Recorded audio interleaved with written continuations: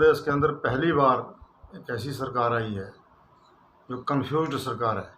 Confused, अभी कुछ और कहते हैं, 1 घंटे के बाद और बोलेंगे, 3 घंटे के बाद कुछ और बोलेंगे। तो इनका अपना कोई स्टैंड नहीं है। हिमाचल प्रदेश के अंदर कोरोना का एकमात्र एक केस था। अब जब 800 केस हो गए तो फैक्ट्रियां भी चालू कर दी, सीमेंट भी चालू कर दिया, बाहर के पर्यटकों को भी हिमाचल बुलाना शुरू कर दिया। और जब एक केस था तो उसी वक्त यदि पूरी बाउंड्री सीमाएं सील की जाती, सीमाओं के से अंदर किसी को बिना टेस्ट के ना आने दिया जाता, तो आज हिमाचल प्रदेश के अंदर ये बदतर हालात ना होते। आज बसों का किराया बढ़ा दिया, 25% किराया कर दिया। प्राइवेट बस वाले बस अपनी नहीं चला पा रहे हैं जनता के ऊपर, और एक तो कोरोना की मार और उनके ऊपर जो है किराए का 25% बोझ और डाल दिया। बच्चों के लिए कहा था कि स्कूलों की फीसें नहीं बढ़ाई जाएगी। मुख्यमंत्री जी को तो कहते हैं, उनकी तो भाषा बदलती रहती है, पर जो शिक्षा मंत्री हैं वो भी अपनी बात के ऊपर एक दिन कुछ और स्टेटमेंट कहेंगे, दूसरे दिन कुछ और देंगे, तीसरे दिन कुछ और कहेंगे। वो अपने बयानों से पलटू सरकार है, ये पलटू सरकार। तो मैं इस सरकार को कहूँगा, इतनी निकम्मी सरकार जो है ना हिमाचल प्रदेश के अंदर कभी आई थी ना कभी आएगी। पर मैं यही कहना चाहूँगा इनको कि कम से कम किसी को गुरु बनाओ अपना। पूर्व मुख्यमंत्री रहे वीरभद्र जी, ऐसे जैसे लोगों के साथ गुरु मंत्र वहाँ से लो, चलो सरकार। जैसे आपके प्रधानमंत्री मोदी जी भी तो जाते हैं मनमोहन सिंह जी के पास, वो भी जब बजट बनाते हैं तो मनमोहन सिंह जी से मंत्र लेने जाते हैं। तो अनभिज्ञा लोगों की सरकार बनी है, दिल्ली के अंदर भी और प्रदेश के अंदर भी। कोरोना इनसे नहीं निपटा गया। अब लोगों की जो छोटा मोटा उनके पास बचा था उसको जो है किराए की मार से दबा दो, बच्चों का भविष्य खराब कर दिया। अब 5 बच्चों का स्कूल है, प्राइमरी स्कूल, 10 बच्चों का स्कूल, 25 बच्चों का स्कूल, वो स्कूल ही नहीं चल रहे हैं। एक दिन का गैप डाल करके उस स्कूल को चलाया जा सकता था, वो नहीं चल रहे हैं। हर बच्चे के हाथ में मोबाइल, लोगों के वो महंगाई की इस दौर में जो है हर परिवार को मोबाइल खरीदना पड़ रहा है, और जो मोबाइल नहीं खरीद पा रहा है वो अपने बच्चों को कैसे पढ़ाएगा, ऑनलाइन भी कैसे पढ़ाएगा। तो मैं कहना चाहूँगा कि ये हिमाचल प्रदेश के अंदर जो माननीय मुख्यमंत्री हैं जयराम जी, वो सैर सपाटे के ऊपर ज़्यादा मौज मस्ती में व्यस्त हैं, हेलीकॉप्टर में ज़्यादा घूमना पसंद करते हैं, और अपने सूट बूट की सरकार है। ये भी प्रधानमंत्री की तर्ज पे चल रहे हैं। जैसे प्रधानमंत्री नए नए सूट बदलते हैं, नए नए जगहों पे घूमना पसंद करते हैं, वैसे मौज मस्ती की सरकार में ये कुल मिला के ये कहूँगा, लोग मर रहे हैं मरे, जीता है अपने दम पे जिए, मरता है अपने दम पे मरे, किसी को परवाह नहीं है। मैं यही कह रहा हूँ कि प्रदेश सरकार के पास कर्मचारियों को पैसा देने के लिए पैसा नहीं बचा है। अब नियमों को ताक पे रखे, नियमों को ताक पर रख करके बसें चलाई जा रही हैं। इनको किसी की जिंदगी का कोई परवाह नहीं है। कोरोना महामारी के ऊपर प्रदेश के लाखों लोगों ने करोड़ों रुपए दान किया, लेकिन मास्क तक नहीं आए, सैनिटाइजर नहीं आया, गाँव में सैनिटाइजर नहीं मिले, मास्क नहीं मिले। स्वयंसेवी संस्था और महिला मंडलों ने, उनको धन्यवाद देते हैं हम लोग, उन्होंने जो है अपने पैसे से खरीद करके नेक कमाई से मास्क बनाए, सैनिटाइजर लिए, लोगों में बांटे। स्वयंसेवी संस्थाओं ने जो है लोगों की मदद की, जाकर के राशन दिया, भूखों का पेट भरा। सरकार की तरफ से केवल मात्र चेहतों को दिया गया, उसमें भी बंदर बांट हुई, उसके अंदर भी घोटाले हुए। बिलासपुर के अंदर सैनिटाइजर घोटाला हुआ, मास्क घोटाला हुआ, प्रदेश के अंदर घोटाला हुआ। इनके राज्य अध्यक्ष को जो है इस्तीफा देना पड़ा। बिंदर साहब को क्यों इस्तीफा देना पड़ा है, मुख्यमंत्री जी बताएं, क्यों आपने इस्तीफा लिया उनसे, यदि ये बिल्कुल पाक साफ थे। तो इस महामारी के ऊपर भी शांता कुमार जी ने ठीक कहा कि इस प्रकार का घोटाला यदि किया है तो ये मुर्दे के ऊपर से कफन उठाने वाली बात है। तो भारतीय जनता पार्टी को जो है समझना चाहिए कि हम क्या कर रहे हैं।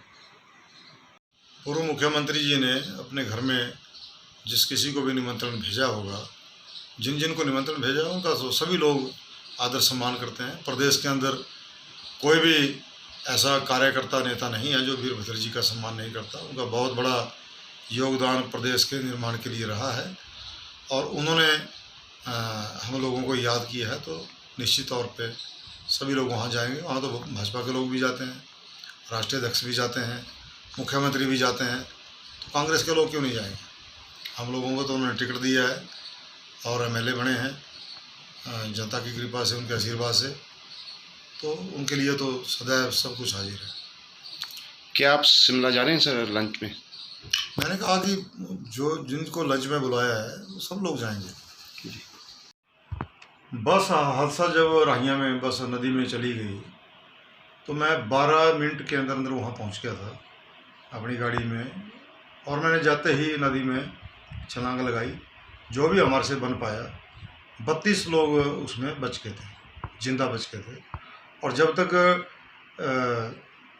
शवों को निकालने के लिए टीमें पहुंची तब तक हम सभी शवों को बाहर निकाल चुके थे। लेकिन वो एक सामाजिक काम है, उसका जो हमारा फ़र्ज़ था हमने अदा किया है। और उस वक्त भी मैंने उसके लिए भी मैं तो एमएलए था, मैंने कई लोग अपने अपने रिकॉर्ड प्रस्तुत करते हैं, हमें अवार्ड मिलने चाहिए, राष्ट्रीय अवार्ड, प्रदेश स्तर के अवार्ड, लेकिन मैंने उस अवार्ड के लिए कहीं अप्लाई नहीं किया, ना मुझे इसकी ज़रूरत है। अवार्ड हमने ऊपर वाले से लेना है। लेकिन दुख इस बात का है कि हमारी प्रदेश के अंदर सरकार थी, प्रदेश के अंदर हमारी सरकार थी, प्रदेश सरकार की तरफ से भी किसी ने भी बम्बर ठाकुर को कोई इसमें एक शब्द का भी इनाम देने की कोशिश नहीं की। अब जाने वो उनकी क्या सोच रही होगी।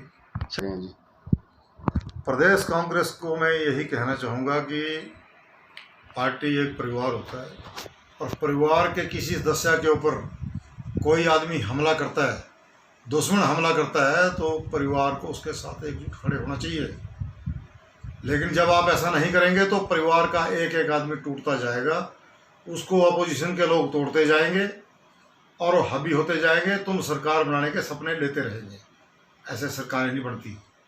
मैंने कॉलेज के अंदर राजनीति करी है, मेरे एबीपी के लोग कांग्रेस के एनएसयूई के लोगों को मारते थे, पीटते थे, हम एनएसयूई के लोगों के साथ खड़े होते थे, एक एक नौजवान के साथ खड़े होते थे, तब जा कर के हमने एनएसयूई को, कांग्रेस को यहाँ पे खड़ा किया है।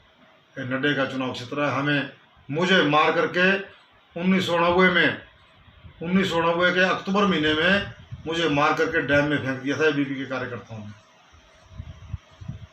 डैम में मार कर फेंक दिया था, गोविंद सागर में। लोगों ने हमें बचाया। ऐसे एनएसयूई के कार्यकर्ताओं को रोज़ मारा जाता था, रोज़ पीटा जाता था। वजह यही होती थी कि तुमने एनएसयूई का बैच क्यों लगाया, तुम कांग्रेसी क्यों बन रहे हो।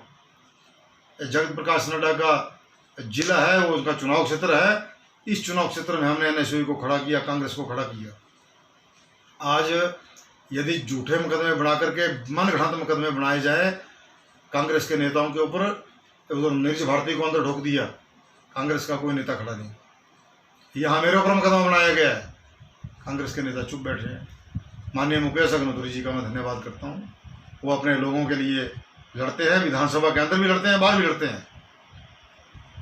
पर यदि कोई गलत हो तो आप मत लड़ो, पर यदि ठीक आदमी के ऊपर भी, आपके ठीक आदमी के ऊपर भी इल्ज़ाम लगाए जा रहे हों और हमारे नेता चुप बैठे रहें, तो ऐसे पार्टी जो है ऊंचाइयों पे नहीं जा सकती। ऐसे पार्टी को मतलब आप हम सत्ता में नहीं ला सकते। अपने एक एक आदमी को मरते हुए देखो, एक एक आदमी को मरते हुए देखो। बीजेपी के लोग आपके नेताओं के ऊपर तीर कमान छोड़े जा रहे हैं और हमारे लोग जो है सहन करी जा रहे हैं, देखी जा रहे हैं। कुछ लोग उसके बीच में जो है वो शामिल हो रहे हैं, चटकारे मार रहे हैं। मैं इस लड़ाई को लड़ लूँगा, अपने दम पे लड़ लूँगा, मैं लड़ूंगा इसको, इस लड़ाई को लड़ूंगा, बिलासपुर की जनता के दम पे लड़ूंगा। और सच्चाई की जीत होती है।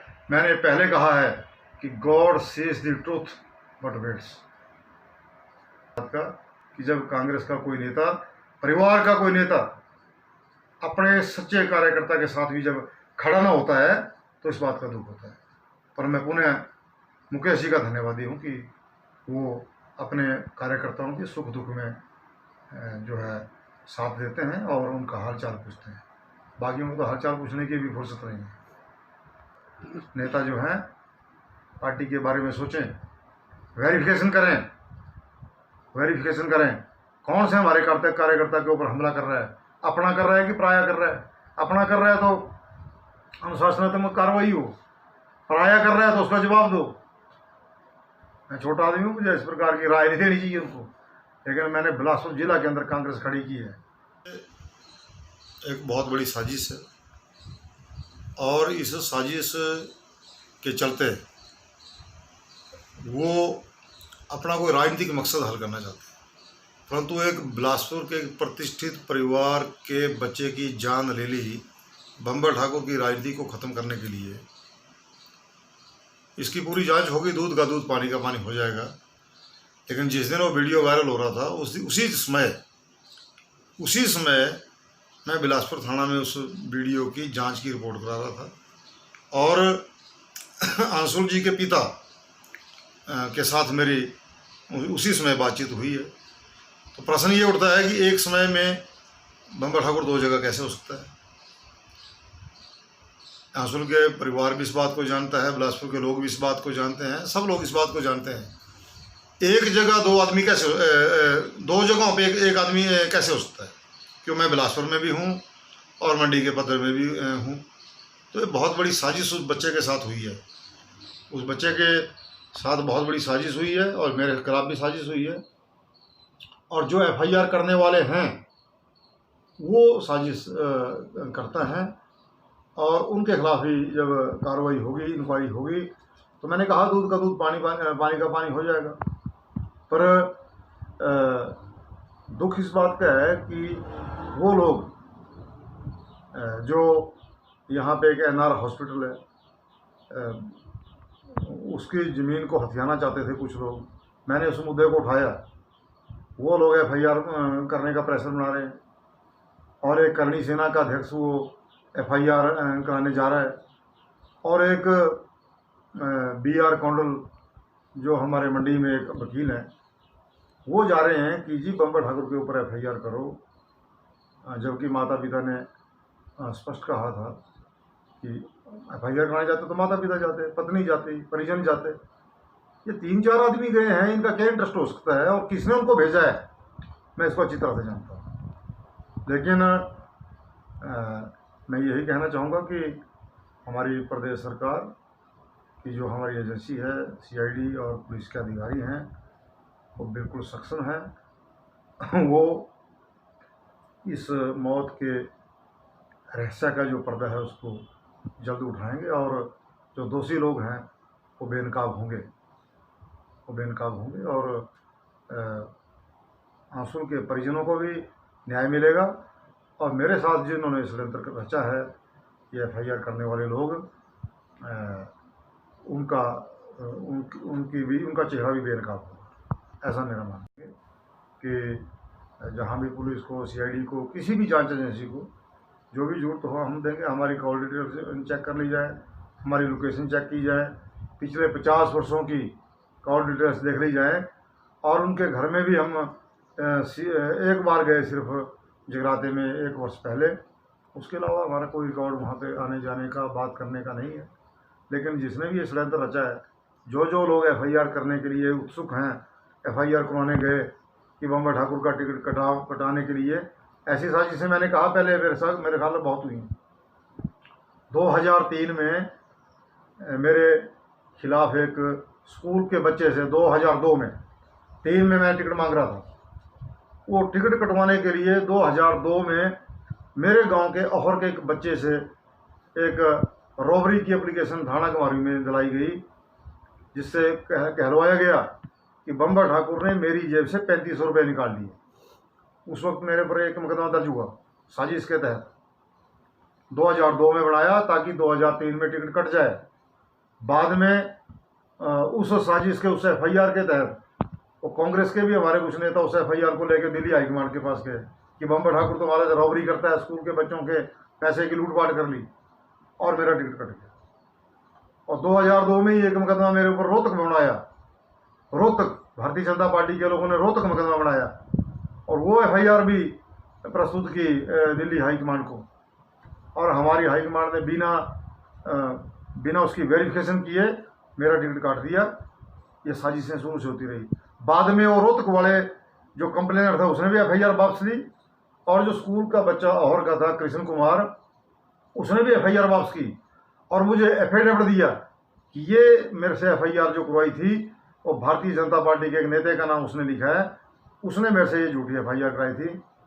तो उसने मेरे से माफ़ी मांगी, वो एफिडेविट मेरे पास आज भी पड़ा हुआ है। तो ऐसे षड्यंत्र मेरे खिलाफ होते गए। अब भी एक और षड्यंत्र बहुत बड़ा रचा गया है ताकि आने वाले समय में मेरा टिकट कटे और उनके जो आका हैं वो उस कुर्सी पे बैठें। ऐसी जो सियासत षड्यंत्र रचा जा रहा है इसमें क्या भाजपा के लोग शामिल है या विजय कांग्रेस के लोग भी कुछ शामिल है सर? अपने लोग शामिल हैं। टिकट तो अपने लोगों को चाहिए। वो चाहते हैं कि आज ही हमें टिकट मिल जाए, इस षड्यंत्र करके बम्बर ठाकुर का टिकट कट जाए, टिकट मिल जाए, आज ही मैं एमएलए बन जाऊं, आज ही मंत्री बन जाऊं। ऐसी उनकी सोच चल रही है। वो कांग्रेस के अंदर आकर के इस प्रकार के षड्यंत्र कर रहे हैं और बीजेपी के लोग उसमें शामिल हुए हैं। अब बीजेपी के लोगों को तो मसाला चाहिए, वो उसके अंदर शामिल हो गए। आरएसएस के लोग भी चले गए कुछ। हालांकि आरएसएस के अंदर अच्छे अच्छे लोग हैं। ये संस्था जो है ऐसे षड्यंत्रों के लिए नहीं बनी है, लेकिन कुछ लोग व्यक्तिगत दोष भावना को लेकर के वो उन अपने लोगों के साथ मिल करके उन्होंने दबाव बना करके एफआईआर की। हालांकि एसपी मंडी ने एक दिन पहले कहा है कि एफआईआर नहीं बनती है, लेकिन फिर भी कराई गई कि एफआईआर करा दो, बम्बर ठाकुर को एक बार कलंकित कर दो। कलंकित हो गया, उसके बाद चाहे छूट जाए कुछ भी ना हो, लेकिन हमारा मकसद तो हल हो गया। वो ये चाहते हैं कि दिल्ली में हम उस एफआईआर को प्रस्तुत करें कि देखो महाराज, बम्बर ठाकुर की वजह से जो लड़का मर गया, और हमारे नेता वहाँ पे वेरिफिकेशन तो करते ही नहीं। इस प्रकार का षड्यंत्र चल रहा है। लेकिन मुझे खुशी है कि बिलासपुर के लोग हमारे साथ खड़े हैं और ऐसे षड्यंत्र के समय में बिलासपुर की तमाम जनता मेरे साथ खड़ी है और मैं उनका सबका आभारी हूँ, उनके माता पिता का आभारी हूँ। पर मैं अंत में यही कहना चाहूँगा कि षड्यंत्रकारी बेनकाब होने चाहिए। माता पिता को, अंशुल के माता पिता को, उनकी पत्नी को, उनके बच्चों को न्याय मिलना चाहिए और मुझे भी न्याय मिलना चाहिए, ये मैं कहना चाहूँगा। और उसके लिए जहाँ भी इंक्वायरी में हमें जाना पड़ा हम भी जाएंगे, लेकिन सही लोगों तक जो है सीआईडी पहुँचे, ऐसा मेरा विश्वास है और पहुँचेगी।